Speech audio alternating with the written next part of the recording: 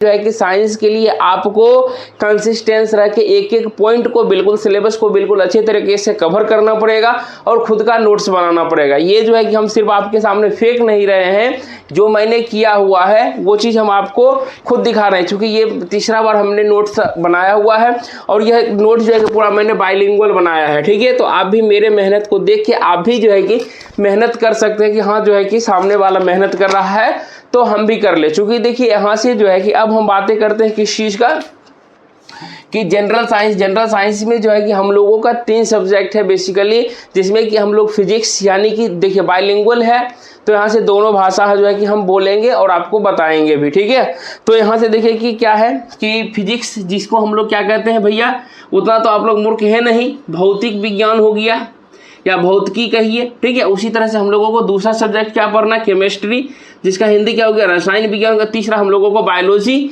यानी कि क्या पढ़ना है, जीव विज्ञान पढ़ना है, जीव विज्ञान हो गया। और एक सब्जेक्ट और एंट्री मार देता है जिसको हम लोग क्या कहते हैं, इन्वायरमेंटल कहते हैं, जो कि पर्यावरण से संबंधित होता है। ठीक है, तो वो चीज़ हम लोग बाद में पढ़ेंगे। लेकिन देखिए बेसिकली इस तीनों को देखने के बाद सबसे पहला जो एग्ज़ाम हुआ है, चूँकि हमने 3 बार जो एग्ज़ाम दिया है, इसमें से सीधा सीधी जो है कि सबसे पहला वेटेज जो देखने के लिए हम लोगों को मिलता है, फिजिक्स का वेटेज देखने के लिए मिलता है। और आज जो है कि हम बताएंगे तो आपको लगेगा कि आसान है। ठीक है, तो यहाँ पर सबसे पहले चीज़ हम क्या करेंगे, फिजिक्स में हम लोगों को कौन कौन से टॉपिक पढ़ने हैं, क्या क्या छोड़ना है, सारे चीज़ को देखते हुए तब हम यहाँ पे वर्क करेंगे। ठीक है, क्योंकि किस चैप्टर से कितना वेटेज रहा है, पहले क्या पढ़ना चाहिए, बाद में क्या पढ़ना चाहिए, सारे चीज़ पे हम लोग बात करेंगे। ठीक है, तो यहाँ से देखिए कि यहाँ से दिया हुआ हमने पहले लिखा सिलेबस, यानी कि इसमें देखिए कि साफ साफ सिर्फ लिखा हुआ है कि भैया आप जो है क्या करिए कि जो 10th के अंदर जो सिलेबस डिजाइन किया गया है, किस चीज़ का, 10th के अंदर सिलेबस जो डिजाइन किया गया है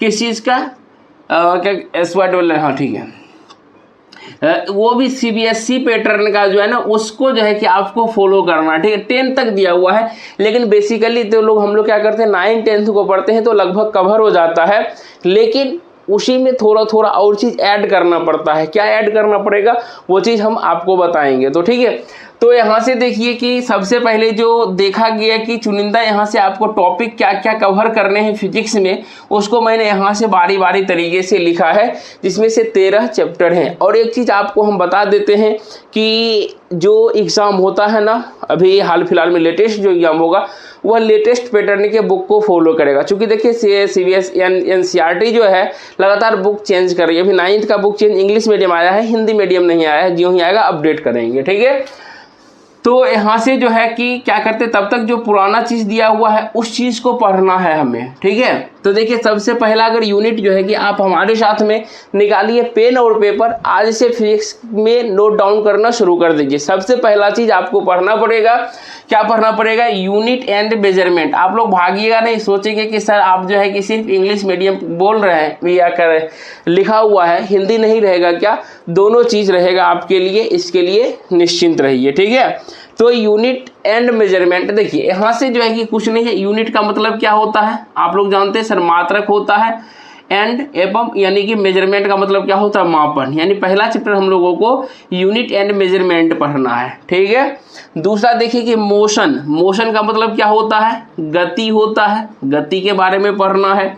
तीसरा दिया हुआ force and law of motion, force का मतलब क्या होता है, बल आता था। यहाँ से जो है कि लॉ ऑफ मोशन मतलब लॉ का मतलब क्या होता है, नियम, यानी कि लॉ ऑफ मोशन गति का नियम।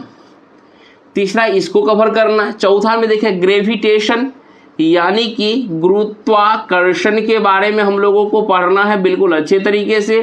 नेक्स्ट जो दिया हुआ है work, energy and power. Work का मतलब क्या हो गया भैया, कार्य हो गया, जबकि एनर्जी का मतलब ऊर्जा हो गया, और पावर का मतलब क्या हो गया भैया, यहाँ से शक्ति हो गया।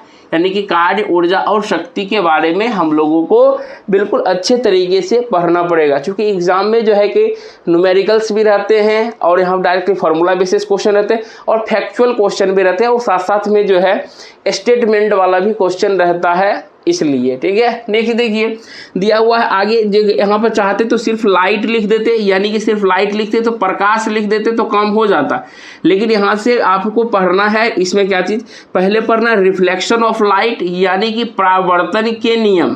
क्या पढ़ने हैं, परावर्तन के नियम पढ़ने हैं। आगे जब जो ही बढ़िएगा तो ही रिफ्लेक्शन ऑफ लाइट, यानी कि रिफ्लेक्शन का मतलब रिफ्रैक्शन मतलब हो गया क्या चीज़, अपवर्तन के नियम क्या पढ़ने हैं, परावर्तन, हाँ, रिफ्लेक्शन ऑफ लाइट, प्रकाश का अपवर्तन, सॉरी परावर्तन, प्रकाश का परावर्तन, देखिए यहाँ गलत लिख दिए हैं, यहाँ पे गलत, देखिए रिफ्लेक्शन ऑफ लाइट यानी कि प्रकाश का क्या हो जाएगा, परावर्तन। ठीक है, अब देखिए एक बेसिकली दोनों में अंतर बताते हैं क्या चीज़ है।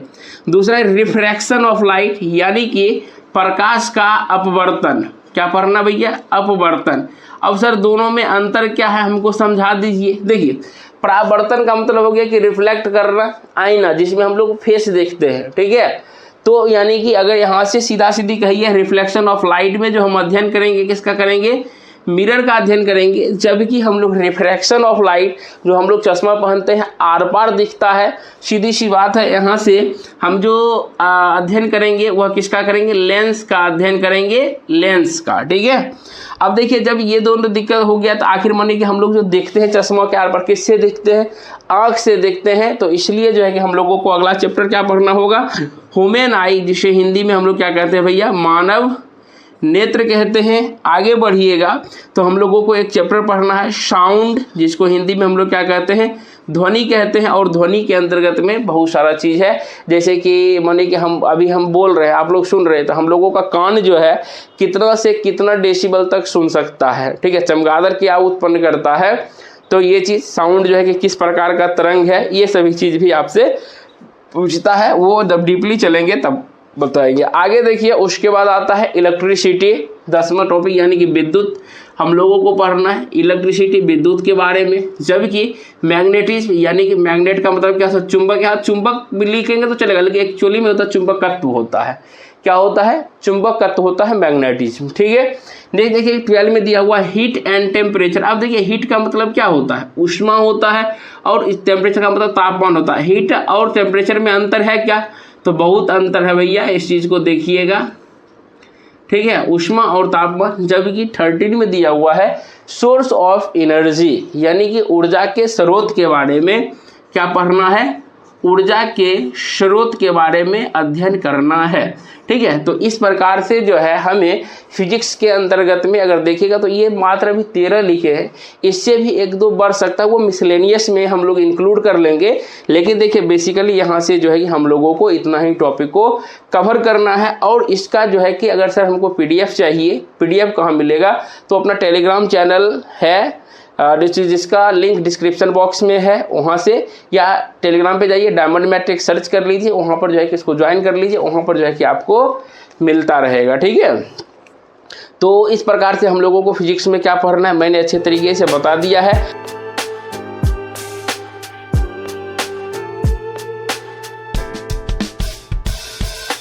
Writing in the margins of my mind all day, sipping herbal in the morning just to feel okay. Had a dream I was water just flowing through space, till I landed on the record that my grandma would play. Talk sweet like jazz in the park after